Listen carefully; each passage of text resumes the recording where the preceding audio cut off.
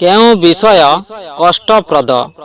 ମୂର୍ଖ ପୁଅ, ବିଧବା ଝିଅ, ଅନ୍ୟର ଦାସତ୍ୱ, ପର ଗୃହରେ ବାସ, ନିଜର ଭଜନ, ପରର ଅଧନି, ଚିରକାଳ ରୋଗ, ଭରସାହୀନ ବାସ, ଅଳପ ଧନ, ଅନେକ ମନ, ଜ୍ଞାନୀଙ୍କ ନିର୍ଧନତା, ବହୁ କୁଟୁମ୍ବିତା, ଭିକ୍ଷାରେ ଜୀବିକା, ବାର୍ଦ୍ଧକ୍ୟରେ ସ୍ତ୍ରୀ ମୃତ୍ୟୁ, କନ୍ୟା ଦାୟ, ବନ୍ଧୁମାନଙ୍କ ଦୁର୍ଦ୍ଦଶା, ପ୍ରବଳ ଲୋକର ଶତ୍ରୁତା, ଜ୍ଞାତିମାନଙ୍କର ଦାରଉର ଅପମାନ, ନିତ୍ୟ ଋଣ, ମୁଖରା ନାରୀ, ବିଜୟ ଶୂନ୍ୟ ପୁତ୍ର, ବିଧବା କନ୍ୟା, ଦରିଦ୍ର